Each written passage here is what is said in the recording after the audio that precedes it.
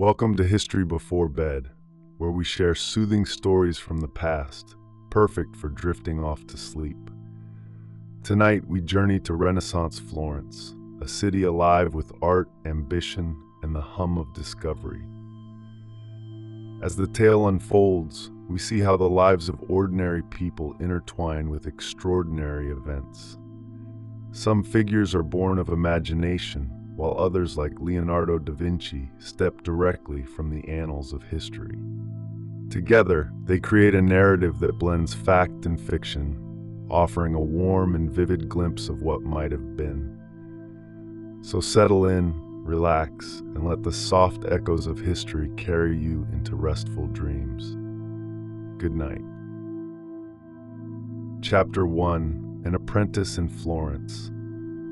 The streets of Florence in 1466 buzzed with energy as dawn broke over the Arno River.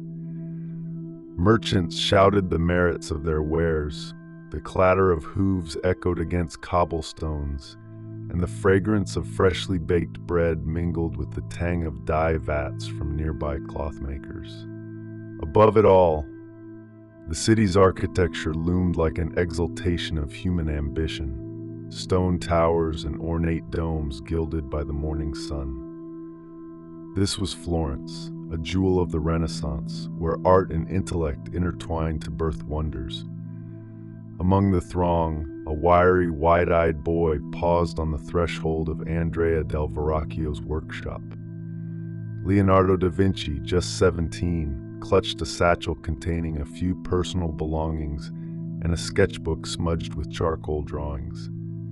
His hair, a halo of unruly golden curls, caught the light, framing a face alive with curiosity and wonder. The air hummed with the sounds of industry: hammers on metal, the scrape of chisels against marble, and the murmur of apprentices debating techniques. Leonardo hesitated, his gaze drawn to the sculptures and paintings glimpsed through the open door, their mastery both intimidating and irresistible. Inside, the workshop was a hive of activity. Apprentices hunched over wooden panels, grinding pigments into smooth powders under Verrocchio's watchful eye. A half-finished bronze statue of a saint dominated the room, its gleaming form a testament to Verrocchio's genius. Leonardo's arrival went almost unnoticed until the master himself, a broad-shouldered man with a perpetually furrowed brow, strode forward. Verrocchio's piercing eyes scanned the boy, his expression unreadable. "Leonardo," he said gruffly, his voice heavy with authority. "Come in. There is much to learn." The young apprentice stepped inside, his senses assaulted by the vivid smells of turpentine and molten wax. He watched as Verrocchio demonstrated the precise method of transferring a drawing to a wooden panel, his hands deft and assured. Leonardo felt both awed and intimidated. The weight of expectation bore down on him, yet excitement bubbled beneath it. This was the place where ideas took shape, where the mundane transformed into the sublime. Florence itself was the perfect backdrop for such a transformation. The Medici family, Florence's de facto rulers, had cultivated an atmosphere where artistry flourished alongside innovation. Banks filled the city with wealth, their halls adorned with commissioned frescoes, while the Medici themselves funded workshops like Verrocchio's. The streets teemed with scholars debating philosophy, merchants haggling over exotic spices, and laborers constructing magnificent cathedrals. It was a city alive with possibility, where even a boy from Vinci could dream of greatness. In the days that followed, Leonardo plunged into the rigors of his apprenticeship. The work was unrelenting, mixing pigments, preparing canvases, and sweeping floors. Yet he thrived in the environment, his natural curiosity propelling him to observe and question everything. Why did shadows fall a certain way? How did light reflect on different surfaces? At night, he sketched tirelessly, filling his notebooks with studies of anatomy, nature, and imaginary machines. Verrocchio soon took note of Leonardo's talent. While other apprentices followed instructions with mechanical precision, Leonardo's work had a vitality that hinted at something extraordinary. His drawings brimmed with life, his brushstrokes seemed to breathe. Verrocchio was exacting, never one to lavish praise, but Leonardo noticed the subtle nods of approval, the rare moments when the master's stern face softened ever so slightly. The city outside the workshop mirrored the vibrancy within. Leonardo wandered the streets in rare moments of leisure, marveling at the bustling markets and ornate churches. He stood for hours before Brunelleschi's dome, tracing its lines with his eyes, imagining the ingenuity required to create such a marvel. The life of Florence poured into him like sunlight through a window, filling him with ideas he barely knew how to articulate. In Verrocchio's workshop, the days stretched into weeks, each filled with lessons that would form the bedrock of Leonardo's career. He learned to grind lapis lazuli into ultramarine, a pigment more precious than gold, and to render drapery so lifelike it seemed to ripple in an unseen breeze. But more than technique, Leonardo began to understand the discipline of art, the patience, the vision, and the courage to transform raw materials into beauty.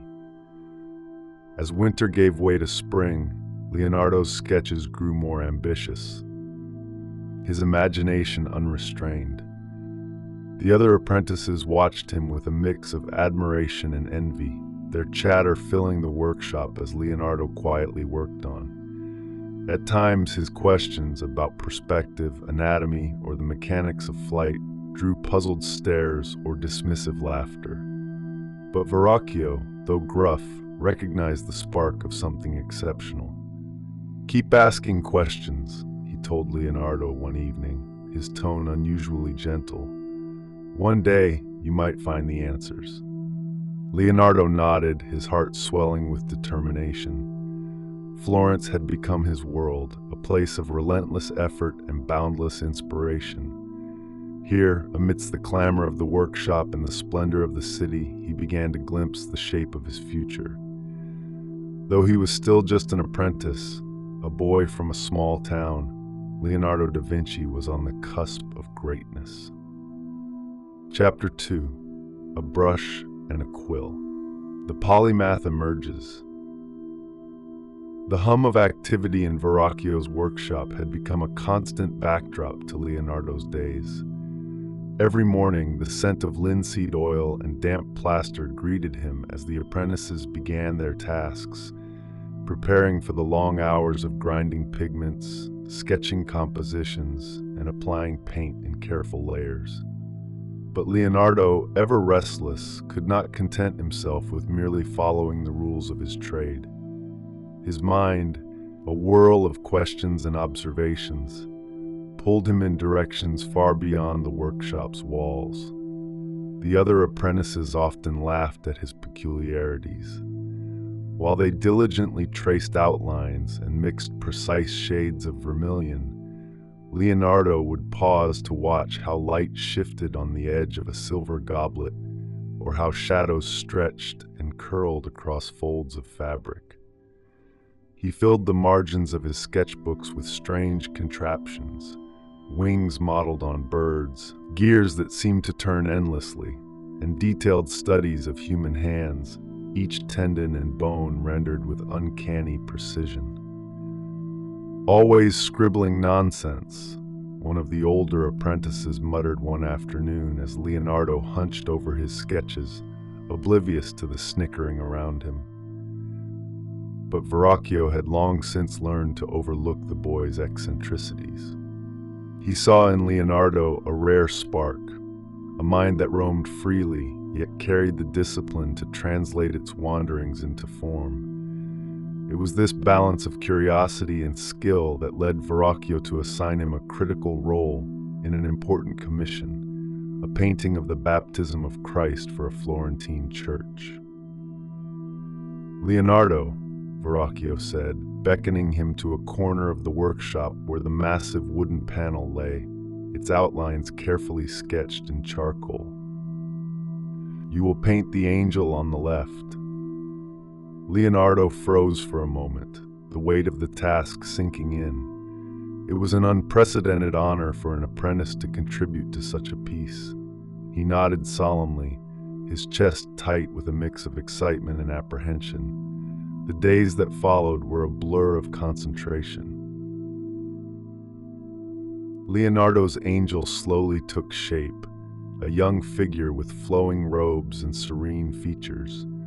But where others might have rendered the figure competently, Leonardo infused it with life. The folds of the fabric seemed to breathe. The light on the angel's face shimmered with ethereal warmth, and the curls of golden hair caught the viewer's gaze like a whispered secret. Even Verrocchio paused to admire the work, though he said nothing. His silence spoke volumes. Yet painting was only one of the pursuits that consumed Leonardo's time. At night, by the flicker of a small oil lamp in his cramped study, he turned to his notebooks. Page after page bore witness to his insatiable curiosity. He sketched birds mid-flight, their wings meticulously dissected to understand the mechanics of motion. He drew plants with such detail that every vein in the leaves seemed alive. In one corner of a page, fetus lay curled within a womb, rendered with the precision of a surgeon. His fascination with anatomy often led him to Florence's hospitals, where he observed physicians at work and studied cadavers with an unflinching eye. At first, the apprentices found his interest in the macabre unsettling. "Why study what's already dead?" one of them quipped. But Leonardo understood what they did not. To paint life, one had to know it intimately. Florence itself fed his imagination. He wandered the city's bustling streets, marveling at the intricate carvings on its churches and the sweeping arches of its bridges. The movement of people fascinated him, the way a merchant counted coins with a flick of his wrist, or how a child's laughter lit up a corner of the market. Every moment was a study, every detail a puzzle piece in the vast mosaic of life. The blending of science and art was not unusual in Renaissance Florence, where the boundaries between disciplines blurred.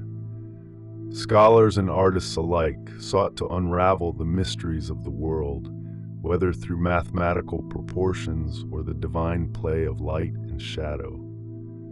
But Leonardo carried this fusion further, his art informed by a scientist's precision and his scientific observations shaped by an artist's eye. As work on the baptism painting neared completion, Verrocchio stood back to examine the progress. The angel Leonardo had painted seemed almost to step out of the panel, its presence so vivid it eclipsed the other figures. Though Verrocchio would never admit it aloud, he knew the pupil had surpassed the master. Still, he placed a firm hand on Leonardo's shoulder, his voice gruff but approving. "You see more than others do," he said. "Use that gift wisely." Leonardo nodded, though his mind was already elsewhere, filled with questions about how birds navigated the air or how to capture the glimmer of sunlight on water. He could not stop asking, observing, imagining. It was as though the world itself whispered secrets to him, daring him to uncover them one by one. By the time the painting was unveiled, the whispers of Leonardo's talent had begun to ripple through Florence. Yet he remained unsatisfied, sensing that his true work, his true understanding, was still just beginning. With every brushstroke and every line of ink, Leonardo da Vinci was laying the foundation for a life that would redefine what it meant to be both artist and thinker. Chapter 3. Under the Medici's Wing. The Medici Palace, nestled in the heart of Florence, was a realm unto itself. Its high stone walls enclosed a world of wealth, intellect, and ambition, where Renaissance ideals flourished under the patronage of one of history's most influential families. Within its frescoed halls, gilded furniture gleamed beneath the glow of chandeliers, and the soft murmur of conversation wove through the air like a melody. It was here, amidst this rarefied atmosphere, that Leonardo da Vinci found himself drawn deeper into the orbit of Florence's cultural elite. The invitation to the Medici court had come unexpectedly. Lorenzo de' Medici, known as Lorenzo the Magnificent, had heard of Leonardo's growing reputation. His works, the angel on Verrocchio's baptism painting, the sketches of intricate machines, had stirred whispers among Florence's patrons. When a formal summons arrived, delivered by a finely dressed servant, Leonardo knew it marked a turning point in his career. Stepping into the palace for the first time, Leonardo was struck by its grandeur. Polished marble floors reflected the flickering light of candelabras, and the walls were adorned with tapestries depicting mythological scenes. Yet it was not the luxury that captivated him. It was the people, the philosophers, mathematicians, poets, and artists who gathered in the Medici court. Their debates, rich with ideas and discoveries, electrified the air. Lorenzo himself was a commanding presence. With his broad forehead and penetrating gaze, he exuded both charisma and intellect. He welcomed Leonardo warmly, gesturing for him to join a circle of scholars discussing the motion of planets and the principles of geometry. Leonardo listened intently, his mind racing to connect the ideas with his own observations. Over the weeks that followed, Leonardo became a fixture in these gatherings. He shared his sketches with mathematicians, who marveled at his mechanical designs, flying machines with wings inspired by birds, gears and pulleys that promised to lift unimaginable weights. Some ideas seemed fantastical, even absurd, but in this circle, no thought was dismissed outright. The Medici court thrived on such speculation, a fertile ground for Renaissance genius. One evening, as twilight painted the Florentine skyline in hues of amber and rose, Leonardo presented one of his more ambitious concepts, a machine for human flight. Using the structure of a bird's wing as a model, he had drawn a device with wooden frames and taut cloth stretched like feathers. He explained the mechanics with quiet confidence, his fingers tracing the lines of his sketch. The scholars listened, some intrigued, others skeptical. "Can man truly conquer the skies?" one of them asked, his tone dubious. Leonardo's answer was measured. "Nature provides the blueprint. It is only for us to study it closely enough." Such moments cemented Leonardo's place in the court. Lorenzo, impressed by his intellect and artistry, granted him patronage, commissioning works that extended beyond traditional painting. This support gave Leonardo the freedom to experiment, to let his insatiable curiosity roam unchecked. He spent hours in the palace gardens, sketching the intricate veins of leaves or the flight patterns of sparrows. At night, he filled his notebooks with questions. How did the human heart pump blood? Why did water flow as it did? How could one harness the power of wind? Florence itself, under Medici rule, mirrored the intellectual vibrancy of the court. The city had become a beacon of learning, attracting scholars and artisans from across Europe. The Medici libraries overflowed with manuscripts, from ancient Greek texts to the latest works on anatomy and astronomy. Leonardo spent long hours poring over these volumes, often lost in their pages until the palace grew quiet and only the faint sound of distant bells marked the passage of time. Lorenzo's patronage also brought Leonardo into contact with figures who shaped his thinking. He debated geometry with scholars who expanded his understanding of perspective, and he learned the principles of hydraulics from engineers designing Florence's fountains. Each interaction fed into his work, blurring the lines between art and science. Though surrounded by brilliance, Leonardo remained something of an enigma to his peers.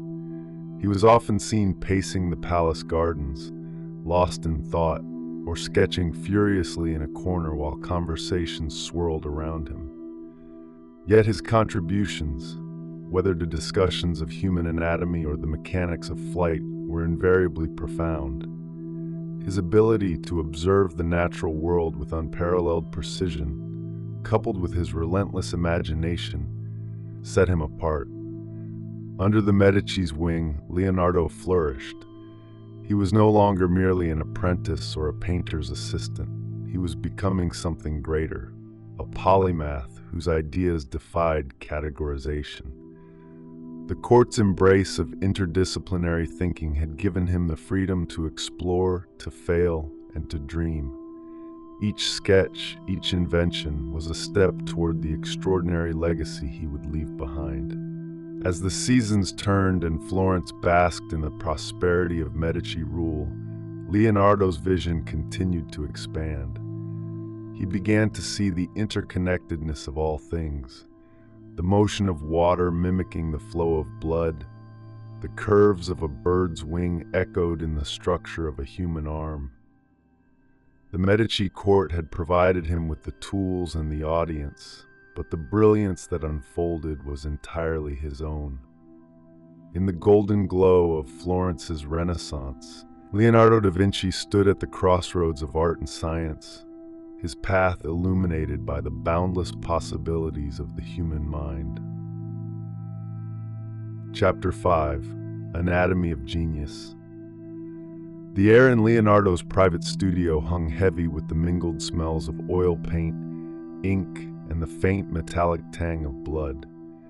It was a cramped, shadowed space, its walls lined with shelves crammed with jars of pigments, stacks of parchment, and sketches of everything from birds in flight to intricate mechanical gears. In the center of the room, under the flickering light of an oil lamp, a wooden table bore a stark contrast to the creative chaos surrounding it. There, shrouded in cloth, lay a cadaver. Leonardo moved with a precise calm, his tools carefully arranged nearby, scalpels sharpened to fine points, probes crafted to trace the curves of sinew and bone. Though the dissection of human bodies was frowned upon, if not outright forbidden, by many, Leonardo's curiosity left no room for fear of censure. The body was, to him, a masterpiece of engineering, its design more intricate and harmonious than anything wrought by human hands. He worked methodically, peeling back layers of skin and muscle, observing how each element fit together. With each incision, his understanding deepened, and his sketches became increasingly detailed. The pages of his notebooks filled with cross-hatched drawings of tendons pulling taut, the spiraling structures of bones, and the coiled intricacies of the intestines. Not merely illustrations, these sketches were maps, revealing the architecture of life with a precision unmatched by the crude anatomical studies of the time. By the dim glow of the lamp, Leonardo paused to examine a human hand he had meticulously dissected. The way the tendons extended from the wrist, controlling the delicate movements of each finger, captivated him. He marveled at how the structure of the hand mirrored the ingenuity of a machine. Every tendon a cord, every bone a lever. He sketched furiously, each stroke of the quill capturing the interplay of form and function. These were dangerous pursuits. Though the Renaissance celebrated inquiry and innovation, certain lines, particularly those that encroached upon divine mysteries, were not meant to be crossed. The Church viewed the human body as sacred, its secrets belonging to God alone. Leonardo's clandestine dissections, carried out under the cover of darkness and in secret agreements with physicians, risked condemnation. Whispers of his work reached some who regarded it with suspicion, but Leonardo remained undeterred. He sought not only to understand the mechanics of the body, but also to depict it with unflinching realism. His anatomical studies informed his art, giving his figures a vitality that seemed to breathe. A simple twist of the torso or the placement of a hand in his drawings now carried the weight of profound knowledge. Christ in the Last Supper, for example, radiated serenity not merely through the light around him, but in the relaxed posture of his shoulders, the gentle curve of his wrist. Among his many discoveries, Leonardo was particularly intrigued by the heart. He spent hours dissecting and sketching this vital organ, marveling at its chambers and valves.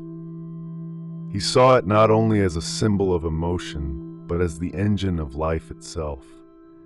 His observations, centuries ahead of their time, hinted at the circulatory system's function, ideas that would only be validated long after his death. But Leonardo's inquiries extended beyond the human body. He dissected animals, horses, birds, and even frogs, comparing their anatomy to that of humans. These studies fed his larger quest to understand the principles of motion and life. How did a bird's wings propel it through the air? How did a horse's muscles carry it at a gallop? His notebooks contained overlapping sketches, the sinews of a frog's leg alongside a study of human musculature, the curve of a bird's wing next to the outstretched arm of a man. Despite his dedication, the work took its toll. The weight of dissecting the dead, the long hours spent alone with bodies, the constant need for secrecy, cast a shadow over Leonardo. At times he would step back from his table, rubbing his temples as though trying to dispel the gravity of his endeavors, yet the lure of discovery always pulled him back. One evening, as Leonardo finished sketching the delicate arches of a rib cage, an assistant entered, his face pale. "Maestro," he whispered, glancing nervously at the shrouded figure on the table, "there are questions being asked about your studies from the clergy." Leonardo set down his quill and regarded the young man with a calm gaze. "The clergy ask questions," he said, his voice low but firm. "I seek answers." It was this defiance, quiet but unyielding, that defined Leonardo. For all the risks, for all the murmurs of heresy, he saw his work as an act of reverence. To him, uncovering the workings of the human body was not an affront to God, but a way of honoring the divine design. His notebooks bore evidence of this philosophy, filled with observations written in his characteristic mirror script. Man is a marvel. To know him is to know the universe. As the years passed, Leonardo's anatomical studies would continue to deepen, his notebooks swelling with knowledge. Though these works would remain unpublished in his lifetime, they laid a foundation for future generations. His drawings, painstakingly rendered in ink and chalk, would later be hailed as among the most accurate anatomical studies ever produced, far surpassing anything of his era. In the dim solitude of his studio, surrounded by the tools of his trade and the secrets of life laid bare, Leonardo da Vinci pursued a truth as unshakable as his genius, that the body, like the cosmos, was a puzzle waiting to be solved. And solve it he would. Chapter 6. Dreams of Flight, the Flying Machine. The light in Leonardo's workshop seemed perpetual, as if the space itself refused to rest. By day, the sunlight streamed through high windows, illuminating a labyrinth of half-finished contraptions, scattered tools, and stacks of parchment covered in sketches. By night, oil lamps cast flickering shadows on the walls, creating a chiaroscuro of genius and obsession. This was no longer just a painter's studio. It had become a laboratory of invention, where dreams of flight consumed Leonardo da Vinci. It began, as so many of his ideas did, with observation. For hours, Leonardo watched birds in the skies above Milan, sketching their movements with an intensity that seemed almost reverential. His notebooks filled with detailed drawings of wings, how they folded, how they stretched, how feathers caught the wind to create lift. He studied not just their anatomy, but their mechanics, noting how a hawk's sharp dive differed from the languid glide of a heron. "Man shall know the freedom of the skies," Leonardo murmured one evening, his quill poised above an intricate diagram. "If we can understand nature's design, we can replicate it." His fascination with flight was not unique to him. The Renaissance was an era of boundless ambition, when humanity sought to transcend its earthly limits. Artists depicted angels soaring through the heavens, and scholars speculated on the mysteries of the stars. But where others saw flight as a divine privilege, Leonardo approached it as an engineering challenge. If birds could conquer the air, why not man? The centerpiece of his efforts became his flying machine, an elaborate device inspired by the wings of birds and bats. The design, known as the ornithopter, featured massive wooden frames covered in taut linen, intended to mimic the motion of flapping wings. Pulleys and levers allowed the operator, Leonardo imagined himself, to control the machine with both hands and feet, coordinating its movements to generate lift. In his notebooks, Leonardo annotated these sketches with calculations, written in his distinctive mirror script. He considered every detail, from the angle of the wings to the tension required for flight. His studies extended to the air itself, as he theorized about currents, resistance, and the buoyancy necessary to sustain a human aloft. His curiosity was boundless, his determination unwavering. The workshop became a hive of activity as Leonardo built models and prototypes, each one a step closer to his vision. Assistants cut and stitched fabric for the wings, while Leonardo himself carved the wooden frames with meticulous care. He tested smaller versions, throwing them from heights to observe their glide, adjusting angles and materials based on the results. The failures did not deter him, they only deepened his resolve. Despite his progress, doubts lingered. Some who saw his designs dismissed them as folly, whispering that even Leonardo's genius had its limits.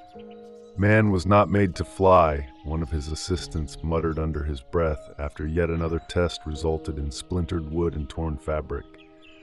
Leonardo, overhearing, merely smiled. "Man was not made to crawl either," he replied. "And yet, we walk." Still, the practicalities of flight eluded him. His designs, though ingenious, were constrained by the technology of his time. The materials were too heavy, the power required too great. Leonardo's notebooks reveal moments of frustration, where he seemed to wrestle with the enormity of his ambition. Yet they also show his refusal to give up. His sketches grew more sophisticated, incorporating elements of gliders and parachutes, exploring the idea of fixed wings that could harness air currents. The Renaissance itself seemed to echo his dream. In this age of exploration, ships sailed to uncharted lands, astronomers charted the heavens, and philosophers sought to redefine humanity's place in the cosmos. For Leonardo, flight was not just a physical endeavor, but a symbolic one. To break free of the earth was to transcend human limitations, to achieve something divine. Though he never realized his dream of flight, Leonardo's work laid a foundation for those who came after him. His understanding of aerodynamics, his meticulous observations of nature, and his mechanical ingenuity foreshadowed modern aviation. Centuries later, the Wright brothers and other pioneers of flight would look back on his sketches with admiration, marveling at the foresight of a man born centuries too soon. Late one night, as a cold wind howled outside his workshop, Leonardo stood before a life-sized model of his flying machine. The wings stretched outward, their frames casting long shadows across the walls. He ran his hand along the smooth fabric, his mind alive with questions. What would it feel like to soar above the earth, to glide on the wind as effortlessly as a bird? Would the sky welcome man or reject him? Leonardo sighed, extinguishing the lamp.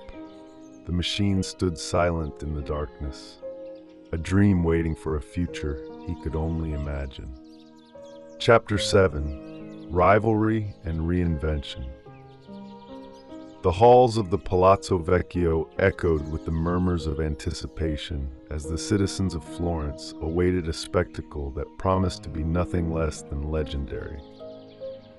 Two of the greatest minds of the Renaissance, Leonardo da Vinci and Michelangelo Buonarroti, had been commissioned to paint grand murals in the council chamber, their works destined to face one another across the same room. Florence, already a cauldron of artistic fervor, now boiled over with excitement. Leonardo returned to Florence older and more seasoned than when he had left for Milan years ago. His fame as the painter of The Last Supper and a man of unparalleled intellect preceded him, and his homecoming was greeted with admiration and expectation. But Florence had changed in his absence. The city had seen the rise of Michelangelo, a fiery and prodigious sculptor whose marble statue of David stood in the Piazza della Signoria, casting a long shadow on every artist in Florence, including Leonardo. The rivalry between the two men was as much a product of their differences as their similarities. Where Leonardo was methodical and introspective, Michelangelo was tempestuous and combative. Leonardo's focus was broad, encompassing painting, mechanics, anatomy, and more, while Michelangelo's was singular, his genius poured entirely into sculpture. Yet both shared a relentless pursuit of perfection and an unshakable belief in their own vision. The council's commission pitted them directly against each other. Leonardo was tasked with depicting the Battle of Anghiari, a chaotic and ferocious struggle of soldiers and horses. Michelangelo's subject was the Battle of Cascina, a scene of Florentine soldiers surprised while bathing. The room itself seemed charged with tension as the two artists began their work, each aware of the other's presence in a way that sharpened their focus and inflamed their egos. Leonardo approached his mural as he did all his projects, with meticulous preparation. He filled his notebooks with studies of warriors and horses, capturing the raw energy of combat in a series of dynamic sketches. He experimented with innovative techniques, opting to paint on a plaster base using oil paints to achieve greater vibrancy and detail. His design emphasized movement and emotion, the clash of men and beasts rendered with a visceral intensity. But the process was fraught with challenges. His chosen method, though promising, proved temperamental. The paint did not adhere well to the wall, and as the days passed, Leonardo found himself battling not just the complexities of his composition, but the very materials he relied on. Frustration mounted as patches of the mural began to deteriorate, the vibrant colors he had envisioned fading and flaking before his eyes. Michelangelo, meanwhile, worked with characteristic intensity. Though a sculptor by trade, he attacked his fresco design with the same fervor he applied to marble. His figures were monumental, their musculature exaggerated to heroic proportions, each line a testament to his obsession with the human form. Where Leonardo sought to capture nuance and fluidity, Michelangelo's designs brimmed with raw power, every pose a study in defiance and strength. The rivalry spilled beyond the walls of the Palazzo Vecchio and into the streets of Florence. Citizens whispered about the competition, comparing the two men at every opportunity. Michelangelo, with his sharp tongue, did little to hide his disdain for Leonardo, mocking his unfinished projects and intellectual distractions. Leonardo, though less openly confrontational, dismissed Michelangelo's approach as crude and lacking in subtlety. Yet, for all their animosity, the competition pushed both men to new heights. Leonardo's frustration with the technical failures of his mural only deepened his commitment to experimentation, driving him to refine his techniques in subsequent works. Michelangelo's disdain for Leonardo's focus on detail pushed him to embrace grander, more audacious compositions. Their rivalry, though bitter, became a crucible for innovation, each artist unwilling to cede ground to the other. In the end, neither mural was completed. Leonardo abandoned his Battle of Anghiari after repeated setbacks with his experimental materials, leaving behind only a series of sketches and studies that hinted at what might have been. Michelangelo, called away to Rome by Pope Julius II, left his Battle of Cascina unfinished as well. The council chamber, once envisioned as a monument to Florence's artistic glory, became instead a testament to the ambition and imperfection of its greatest artists. Despite the unfinished works, the legacy of their rivalry endured. Leonardo's sketches for the Battle of Anghiari became celebrated for their energy and movement, influencing artists for generations. Michelangelo's studies for the Battle of Cascina demonstrated his mastery of the human form, foreshadowing the monumental figures of the Sistine Chapel ceiling. For Leonardo, the competition with Michelangelo was a reminder of the relentless pressure of artistic creation in Florence, where failure was as public as success. Yet, it was also a catalyst, forcing him to push the boundaries of his art and ideas. As he walked away from the Palazzo Vecchio for the final time, Leonardo carried with him not just the weight of disappointment, but the spark of reinvention. The streets of Florence buzzed as always, filled with merchants, scholars, and artisans. Above it all, the unfinished murals in the council chamber stood as silent witnesses to a rivalry that had reshaped the course of art. And in their wake, Leonardo da Vinci and Michelangelo Buonarroti, despite their differences, remained forever entwined in the history of human genius.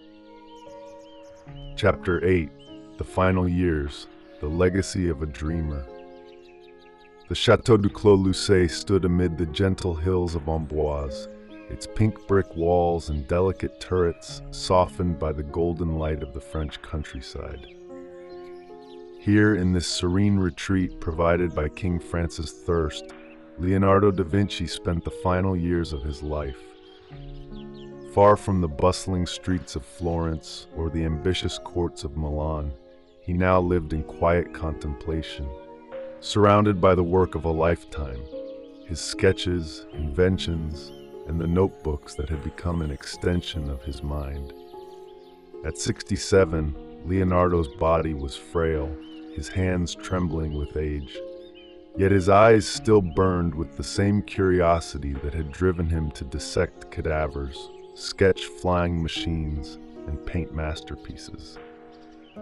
The King of France had welcomed him not merely as an artist, but as a thinker, calling him mon père, a term of affection and reverence.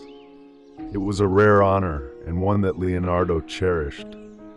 Though his days of great projects were behind him, he took solace in the company of a patron who valued his ideas as much as his creations. In the mornings, Leonardo walked the manicured gardens of the chateau, his steps slow but deliberate. The landscape reminded him of the natural wonders he had sketched in Tuscany. Streams winding through soft valleys, the arc of tree branches reaching skyward. He carried a small notebook with him, still filling its pages with observations and questions. A new species of flower might spark a sketch, while the flight of a bird overhead would bring him back, if only for a moment, to his lifelong dream of conquering the skies. His studio within the chateau was both a sanctuary and a monument to his unfinished ambitions. Large wooden tables were strewn with drawings of machines, maps of imaginary cities, and studies of the human body. Models of gears and pulleys sat next to a half-finished automaton, its joints poised as if waiting for life. On one wall hung a copy of The Last Supper, a fading echo of the masterpiece that had begun to crumble even in Leonardo's lifetime. Nearby lay his sketches for the Mona Lisa, now in Francis I's collection, her enigmatic smile as eternal as the ideas she represented. Though Leonardo no longer painted, his mind remained active, turning over questions that had preoccupied him for decades. He spoke often to his assistant, Francesco Melzi, a devoted young man who transcribed Leonardo's musings and ensured the preservation of his notebooks. Leonardo entrusted Francesco with the care of these volumes, aware that they held the seeds of discoveries far beyond his time. "It is not for us to see the future," Leonardo once told Francesco as they sat by the chateau's hearth on a cool evening. "But it is enough to plant the seeds, let others water them." Despite his accomplishments, Leonardo was haunted by a sense of incompleteness. He saw himself not as a master, but as an eternal student, his understanding of the world always just out of reach. He spoke wistfully of unfinished projects, a flying machine that could truly soar, a city designed to resist plague, a treatise on the anatomy of the human heart. Yet, as the days passed, this melancholy gave way to acceptance. His notebooks with their mirrored script and exquisite drawings would endure. King Francis often visited Leonardo at Clos Lucé, their conversations stretching long into the night. The young monarch was captivated by the old man's ideas, his mind alive with the possibilities they presented. They spoke of architecture and hydraulics, of art and philosophy. Francis once called Leonardo a man who could explain the mysteries of the heavens.